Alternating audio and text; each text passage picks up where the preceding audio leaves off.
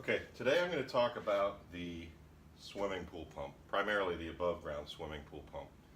Although a lot of the features are going to be the same on the in-ground pump, but right now I'm going to concentrate on the above ground swimming pool pump, and I'm going to try to go over as much as I can remember, and if I forget anything we will cover it in a follow-up video.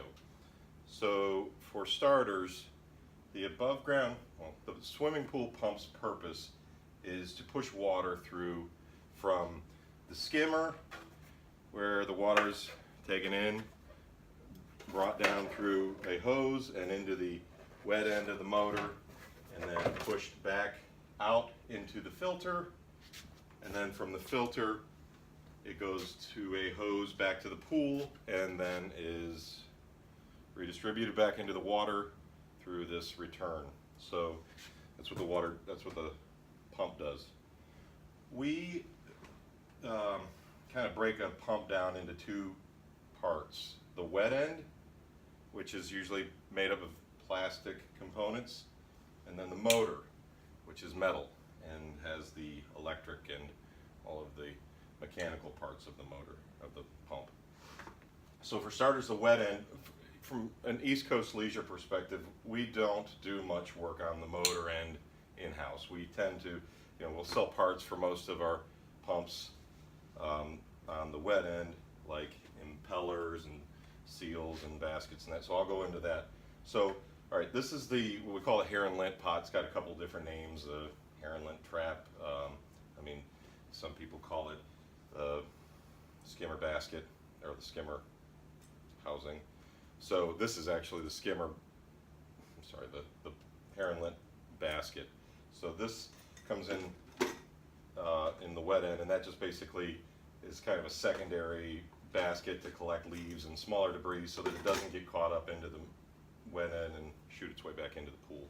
So usually if that fills up with debris, you could take the lid off, throw it out, put it back in, and this is the lid. So this pump has a lid. It locks in place. Obviously it's clear, you can see the water in it, so you know if the water is flowing properly. You can usually tell from looking into it. So you take that off, you have the hair and lint pot and basket, and then on this particular motor you have a wet end that can be removed, and then what you have left is the volute, and that right there houses the impeller, and that's what pushes the water through to the filter. So to get into that, and this particular one has a little wishbone piece that holds this hair and lint pot together. That's how a lot of the Asia connection motors work. Some of the other ones, like this, is a waterway one that threads on with a union, and we'll sell this wet end separately quite a bit in the springtime when we have deep freeze. So somebody left their motor in without winterizing properly. This could fill up with water, freeze and crack, and they have to replace that. So again, getting to the volute,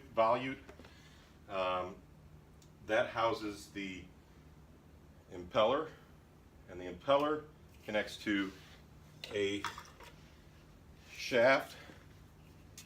So normally it threads on counterclockwise or whatever the opposite thread, and then that works like a windmill, or a water mill rather, and it spins and pushes water through. The other part of the wet end that we commonly repair or have to sell parts for is the seal. Seal is typically a two-part ceramic and metal piece that one end connects on the interior and the other one on the exterior, so that when they are placed on the shaft, water can't leak out in between. It's kind of like a seal. It keeps the water from flowing through while the shaft spins. There's three common seals. We have the 1000 seal, the 201, and the 200. And I don't remember off the top of my head which one's most common for which motor, but we have cross-reference sheets, so you can look that up.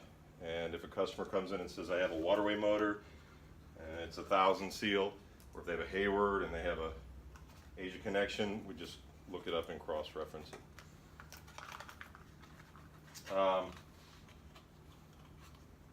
That's the majority of the wet end of the motor. You know, other than that, this is a gate valve. That's just a piece that we put on in front of it, so that if you have to do any work with it, or if you wanted to take the hair and lint pot off, you push it down, you take the lid off, and the water won't rush out. So you always leave it open. If not, the water won't be able to flow through, and then you could damage the motor. So the motor end is the other part of this, and again, we don't do a lot of in-house work on that. We can take it apart sometimes.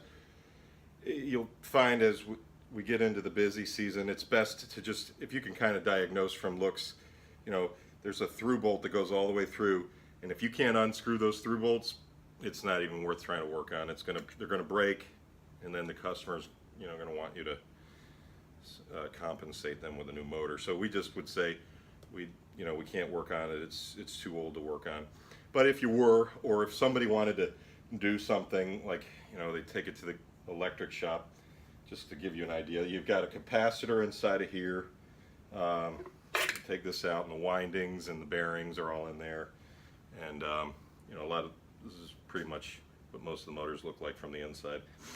Again, we don't want to get into too much with that because we just want to sell brand new motors.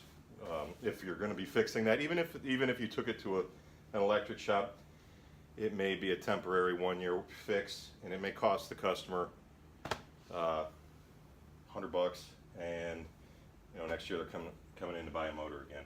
So, all right, some of the other things about the different motors are the plugs. So like this one right here has a standard 110 plug. Some municipalities, this right here, some municipalities require a twist lock plug, which is like a small version of a hair or a dryer outlet. We would prefer, we bring in most of the motors with standard plugs. You know, and on occasion we might have brought a couple in that just came standard with the twist lock plugs. Just if you're ever replacing a motor for a customer, just make sure you find out what type of plug they have, because when they get home they don't want to find out they have a different type of plug, and then they got to come back up here and do. We'll swap it out for them most of the time. We usually have some extra twist locks. We also have this device right here.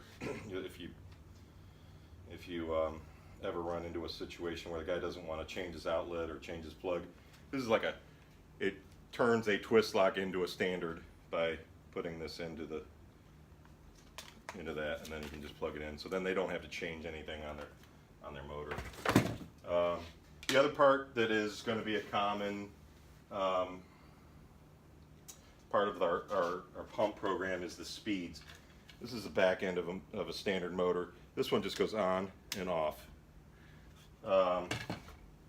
This is a 2-speed pump. So this pump has a low, let's see if I get it, low, off, and high. So when you're running this motor day-to-day operation, you're just going to run it on low, and then when you want to vacuum, or if you're just going to put, you're putting chemicals in the pool, you put it on high and let it run for an hour or so on high.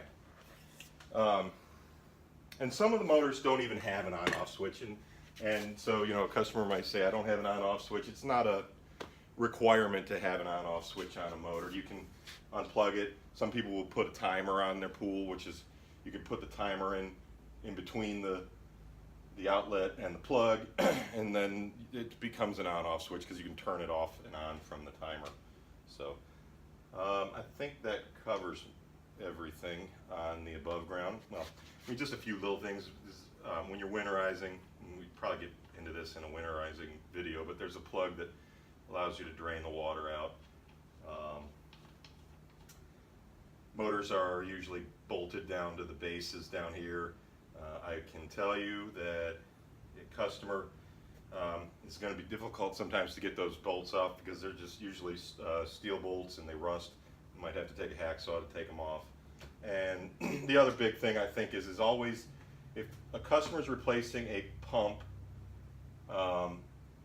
for a filter system that they have, always see if you can get them to take a picture of the pump and filter system. If they have the unions that they connect to their filter, you know, if it's a sand filter or a cartridge filter, anything you can to identify what type of filter it is so that you can help them reassemble that filter when they get back to their house. Because it's, again, on a summer day, on a Saturday morning, a customer wants to get in and out, they want to get the pool running, and they want to go swimming. So just try to do that. Identify in advance. If you don't know what you're identifying, you can ask somebody that's been here for a while. They will probably think of questions that you should be asking the customer so that you can help them and get them the proper equipment.